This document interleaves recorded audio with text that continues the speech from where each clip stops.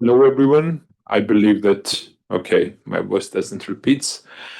I'm Sandro Tabatadze. I'm assistant professor from Tbilisi State University, Georgia. And today I will present my paper, Georgia between digital democracy and digital authoritarianism.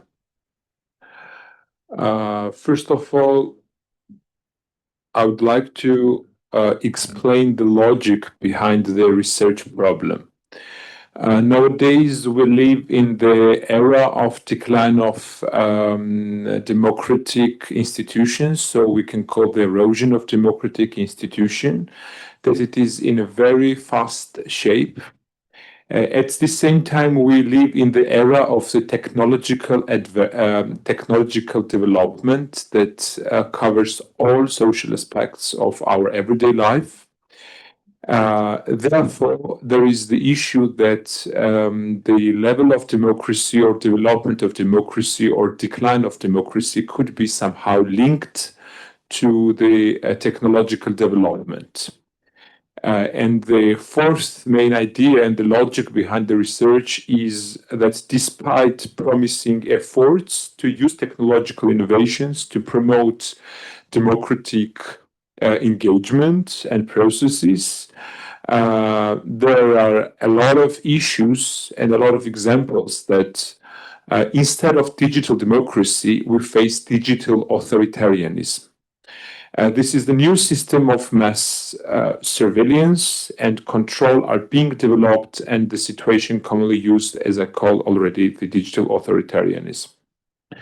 So, my paper will mostly use two major working concepts. The first is digital democracy, and the second is digital authoritarianism. There is no shared consensus about the definition about these terms in academia, but I will try to focus the core and main aspects of them. In this paper, I refer digital democracy as the concept when digital technologies are used to enhance and transform democratic processes. It includes the concept of the features like political transparency and accountability, e-participation, e-deliberation, and open government. On the contrary, digital authoritarianism is much more a new concept in social and political sciences, and it means that digital technologies at the same time can be used to erode and undermine democratic processes. And it includes online censorship, surveillance, information manipulation, as well as digital sovereignty. And I'm just giving the co-authors about them. Okay, empirics. Why Georgia matters. I already told you that my presentation will be about Georgia, but not because I'm from there. The idea is that Georgia is situated on the crossroads of the Eastern Europe and the Middle East along the Black Sea. And at the same time, nowadays, Georgia is not only on the geographic crossroad, but on the political and the cultural crossroad as well.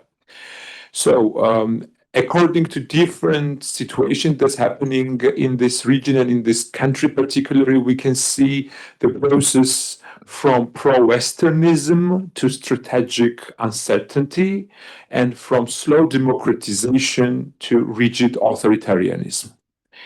And from this perspective, from this point of view, it's particularly intriguing and interesting the role of digital democracies in consolidating authoritarian regimes or maybe undermining democratic or eroding democratic systems. I will just briefly outline the research framework. The aim of my research is to identify the mechanisms employed by Georgia and in Georgia in the development of digital authoritarianism. To accomplish this, I used descriptive and instrumental case study as the primary research method. And also I used three different pillars of data collection and data analysis, starting with secondary data analysis, followed by analysis of official documents, as well as in-depth interviews, including experts. Up to 10 interviews have been already conducted by me during this research. Okay, We can start about the most important and essential part, starting from the research findings.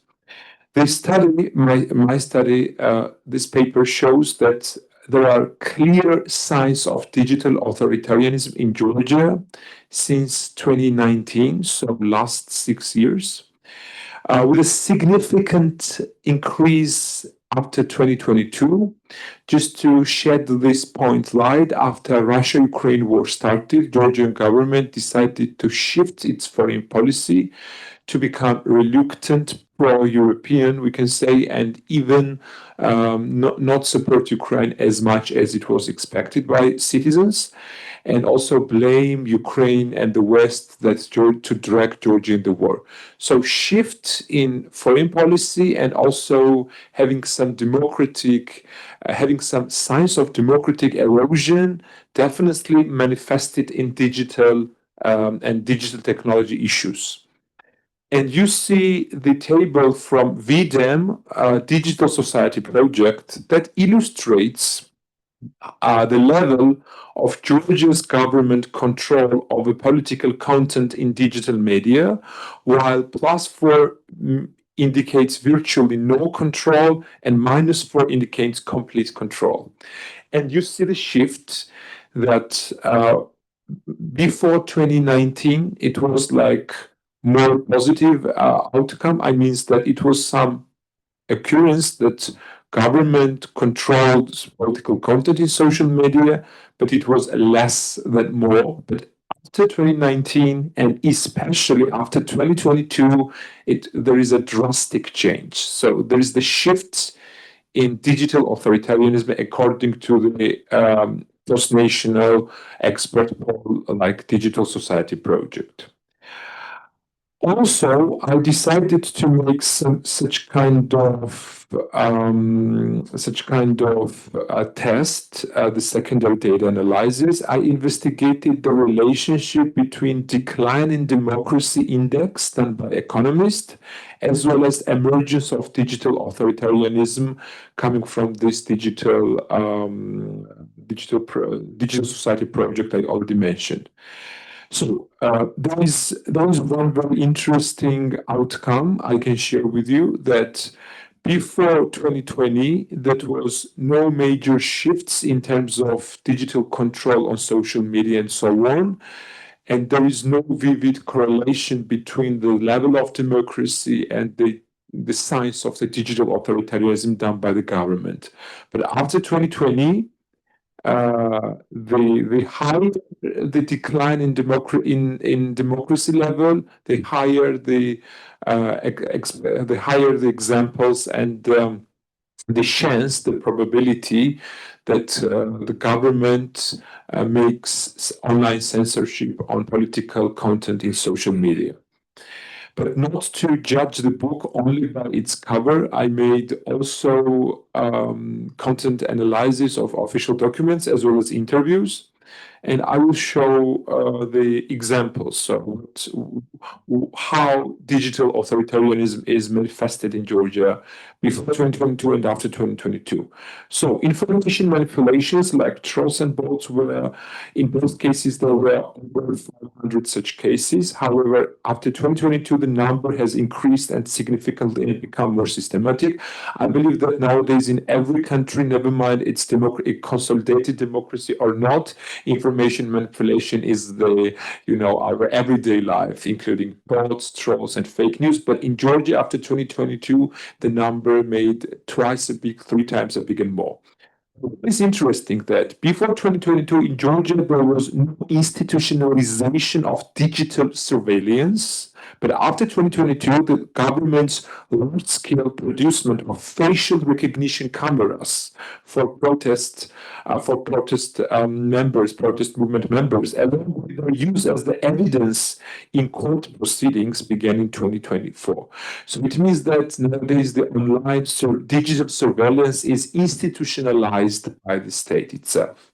And online censorship, that was okay, maybe some rare occurrence, but that was not the mainstream as it is now after 2022, because it became almost after civil servants were dismissed from their jobs in Georgia, and activists and politicians were fined up to 1,500 euros by courts for making public posts on comments critical of the government for using electronic signatures on public petitions.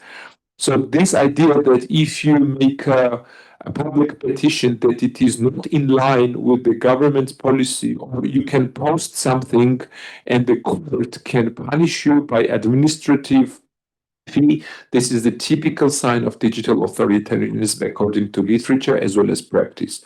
So it says that after 2022, Georgia has three major key pillars of digital authoritarianism: information manipulation, along with institutionalization of digital surveillance, as well as the online censorship. Conclusion and the future of the research. The study reveals that in conjunction with the decline of democracy, the erosion of democracy, the hallmarks of digital authoritarianism are becoming increasingly apparent in Georgia. But following the political turnout of 2022, after shifting the foreign policy from pro-Westernist to strategic uncertainty, from slow democratization to rigid authoritarianism, online censorship and digital surveillance have also been solidified with institutional frameworks. But one of the key points is the future of the research. So how it should be enriched by different scholars and so on and so on. I believe that there are three main issues, three major questions that still exist, that still need to be answered. The first is Georgia's sudden shift merely a local phenomenon in terms of digital authoritarianism, or it is a part of a larger global or regional trend? Second, is the application of digital technologies for undemocratic processes a consequence of authoritarianism, or it is a mechanism that supports it? And third one, by what means are the components of digital democracy being dismantled concurrently with the erosion of democratic principles? Because we know that when you have some democratic development, you have also digital democracy, but when democracy erodes, how, why, and if so, how the digital democracy erode as well? Thank you so much.